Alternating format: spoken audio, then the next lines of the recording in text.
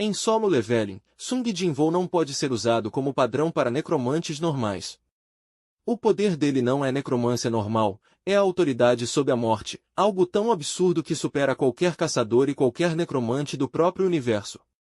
Ele não gasta mana para criar sombras, pode armazená-las, regenerá-las eternamente enquanto tiver mana e cada sombra pode agir como armadura, arma ou servo inteligente. Sung Jinwoo é rei dos mortos. Os mortos e os mortos-vivos obedeceu por ele ter autoridade sobre a morte, algo como o deus da morte ou dos mortos. Sombras são imortais, só podem ser destruídas por entidades superiores, algo quase divino, capaz de apagar existência ou destruir almas.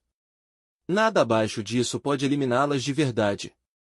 Esse nível é indiscutivelmente mais alto que qualquer necromante já visto, como Archlich ou Metus que aparecem em solo leveling, ou mesmo necromantes de outras obras. Como seria se existissem ou se existem outros caçadores necromantes? Eu vou tentar responder isso neste vídeo.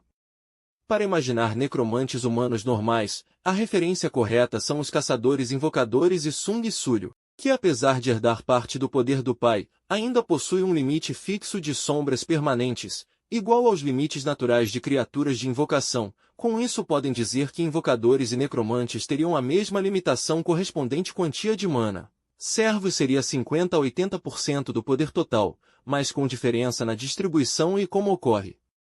Caçadores de invocadores geralmente invocam 1 a 2 criaturas, sendo que a maioria dos caçadores são de rank AC. Animar um corpo deve gastar menos mana do que invocador uma de outra dimensão ou cria do nada, já que necromante estaria apenas preencher corpo com mana, mas ainda seria gasto considerável alto. As invocações naturalmente teriam um nível correspondente ao invocador, sendo 50 a 80% da mana do invocador dividido pelo número de invocações. No caso dos necromantes seria a soma do poder de todos os mortos-vivos não podendo passar dos 50 a 80% dele. Também estou considerando a diferença de 10 vezes na quantia de mana comparando os rank servos o afeta diretamente quantia de mortos-vivos. Isso significa trocar quantidade por qualidade.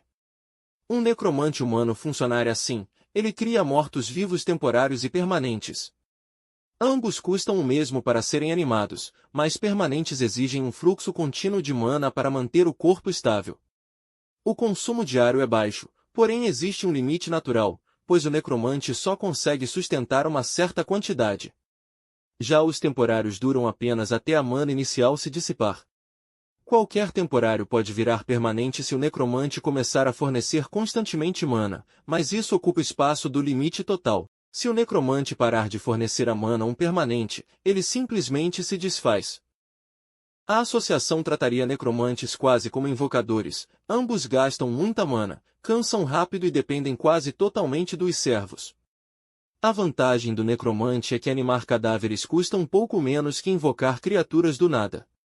A desvantagem são os corpos, o nojo, o preconceito e a necessidade de carregar restos ou juntar cadáveres em dungeons.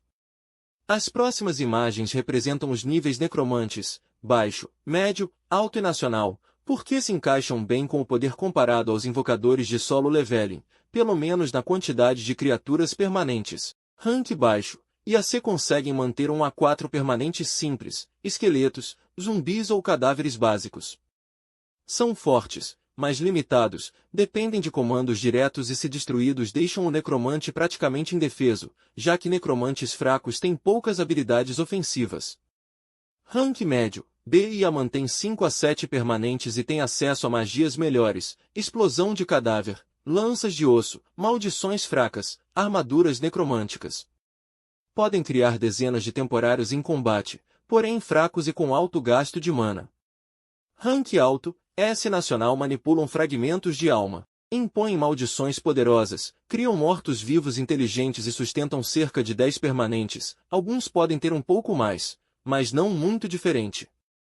Temporários podem chegar a centenas, mas continuam sendo descartáveis. O núcleo do poder são sempre os permanentes reforçados por mana contínua. Mesmo assim, necromantes e invocadores são vistos como fracos pela comunidade. Seus servos nunca ultrapassam 50 a 80% da força do próprio caçador, por isso quanto forte for criaturas menor a quantidade, e se os perderem, perdem quase toda a força de combate. Sung Sulyo prova essa regra. Ao contrário do pai, Ele possui um limite real de sombras permanentes, sendo cerca 10 no final de solo level em Ragnarok, exatamente como caçadores invocadores teriam em invocações. No fim, necromantes comuns de solo leveling seriam quase idênticos a invocadores, gastam muita mana, dependem de preparação e perdem força quando os servos caem. A única diferença é a matéria-prima. Necromantes usam cadáveres, invocadores criam ou invocam criaturas mágicas de outra dimensão.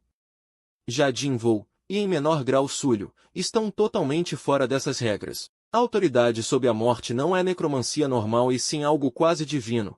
Um necromante domina e escraviza os mortos através da magia. Sung Jinvoo e Sung Sulho ordena e comanda os mortos que obedecem seus comandos. Por isso não gastam mana, porque a extração de sombra é chamado do Rei dos Mortos e os mortos apenas obedecem o chamado. Além disso, como mencionado antes, as sombras do extraídas são imortais e elas não têm a liberdade de morrer a menos que o Monarcas das Sombras permita ou seja completamente aniquilados da existência, enquanto os mortos-vivos criados por necromantes poder ser destruído, normalmente em combate. É algo incomparavelmente maior.